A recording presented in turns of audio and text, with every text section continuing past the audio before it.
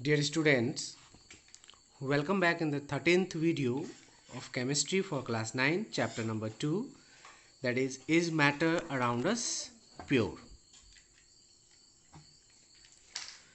इस वीडियो में हमारा टॉपिक है chromatography. Chromatography is a technique which is used for separation of those solutes which are dissolved in the same solvent. Chromatography एक ऐसा technique है जिसमें हम उन सॉल्यूट्स को सेपरेट करते हैं जो एक ही सॉल्वेंट में डिसॉल्व्ड हो गए हों. एक ही सॉल्वेंट में अगर दो या दो से ज़्यादा सॉल्यूट्स डिसॉल्व्ड है तो हम कौन से मेथड से दोनों सॉल्यूट्स या दो से ज़्यादा सॉल्यूट्स को सेपरेट करेंगे? क्रोमैटोग्राफी. फिर से समझिए, क्रोमैटोग्राफी एक ऐसा टेक्निक है जिसमें हम दो या दो से ज़्यादा सॉल्यूट्स को सेपरेट करते हैं अगर वो एक ही सॉल्वेंट में डिसॉल्व्ड है तो. इस क्रोमैटोग्राफी का एप्लीकेशंस बहुत बड़ा है, मेडिकल साइंस में भी इसका काफ़ी यूज़ है.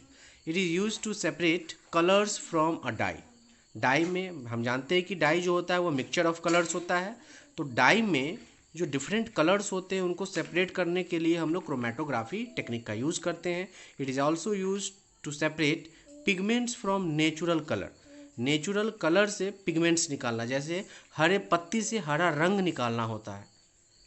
ठीक है, जो लीव्स होते हैं अगर वो हरे हैं उससे हमको हरा रंग निकालना है तो हम इसी टेक्निक का यूज़ करते हैं.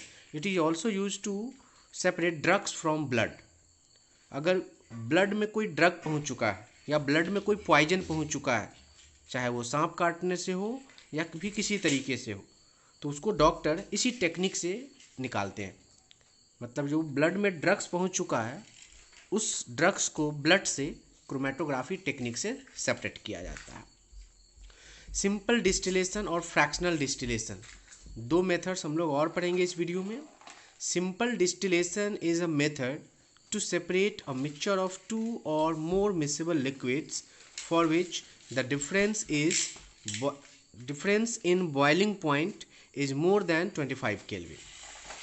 सिंपल डिस्टिलेशन एक ऐसा मेथड है जिसमें हम उस मिक्सचर को सेपरेट करते हैं जिसमें दो या दो से ज़्यादा मिसिबल लिक्विड्स हो. मिसिबल लिक्विड्स का मतलब जो आपस में घुल सके. दो या दो से ज़्यादा लिक्विड्स अगर आपस में घुल चुके हैं और उनके बॉइलिंग पॉइंट्स का डिफरेंस 25 केल्विन से ज़्यादा है, मतलब मान लेते हैं दो लिक्विड्स आपस में मिले हुए हैं, घुल चुके हैं, एक का बॉइलिंग पॉइंट 80 डिग्री सेल्सियस है और दूसरे का बॉइलिंग पॉइंट 106 डिग्री सेल्सियस है, तो दोनों के बॉइलिंग पॉइंट्स का डिफरेंस क्या हो गया? 26 डिग्री सेल्सियस. तो 25 डिग्री सेल्सियस या 25 केल्विन से ज़्यादा का अगर डिफरेंस है बॉइलिंग पॉइंट में तो हम सिंपल डिस्टिलेशन टेक्निक का यूज़ करते हैं उनको सेपरेट करने के लिए. फिर से समझिए, सिंपल डिस्टिलेशन एक ऐसा मेथड है जिसमें हम उन कंपोनेंट्स को सेपरेट करते हैं जिसमें दो मिसिबल लिक्विड्स हो. मिसिबल लिक्विड्स का मतलब जो आपस में घुल सकें और उन दोनों के बॉइलिंग पॉइंट्स में डिफरेंस 25 केल्विन से ज़्यादा हो. 25 केल्विन से ज़्यादा या 25 डिग्री सेल्सियस से ज़्यादा, मतलब एक का बॉइलिंग पॉइंट अगर 100 डिग्री सेल्सियस है, दूसरे का बॉइलिंग पॉइंट अगर मान लेते हैं 70 डिग्री सेल्सियस है, तो दोनों के बॉइलिंग पॉइंट में डिफरेंस कितना आ गया? 30 डिग्री सेल्सियस, जो कि 25 डिग्री सेल्सियस से ज़्यादा है. तो या तो हम 25 केल्विन से ज़्यादा लें डिफरेंस या 25 डिग्री सेल्सियस से ज़्यादा लें, दोनों के बॉइलिंग पॉइंट्स में डिफरेंस. तो हम ऐसे लिक्विड्स को जो मिसिबल है किस मेथड से सेपरेट कर सकते हैं? सिंपल डिस्टिलेशन से. इसका एक्टिविटी हम लोग अगले वीडियो में देखेंगे. Fractional distillation.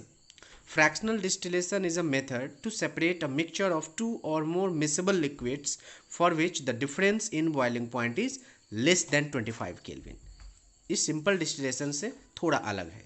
इसमें दो या दो से ज़्यादा मिसिबल लिक्विड्स होते हैं. मिसिबल का मतलब आप समझ गए हों, जो आपस में घुल सके, और उन दोनों लिक्विड्स के बॉइलिंग पॉइंट्स में 25 केल्विन या 25 डिग्री सेल्सियस से कम का डिफरेंस हो.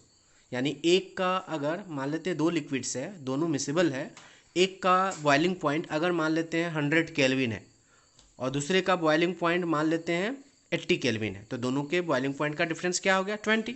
तो हम इसका यूज कर लेंगे. बॉइलिंग पॉइंट का डिफरेंस अगर 25 केल्विन से कम हो तो हम फ्रैक्शनल डिस्टिलेशन का यूज कर लेंगे। अगर मान लीजिए हमारे पास एक लिक्विड है जिसका बॉइलिंग पॉइंट है 120 डिग्री सेल्सियस और दूसरे का बॉइलिंग पॉइंट मान लेते हैं 110 डिग्री सेल्सियस, तो दोनों के बॉइलिंग पॉइंट का डिफरेंस क्या आ गया 10 डिग्री सेल्सियस, तो उसमें भी हम लोग फ्रैक्शनल डिस्टिलेशन का यूज करेंगे।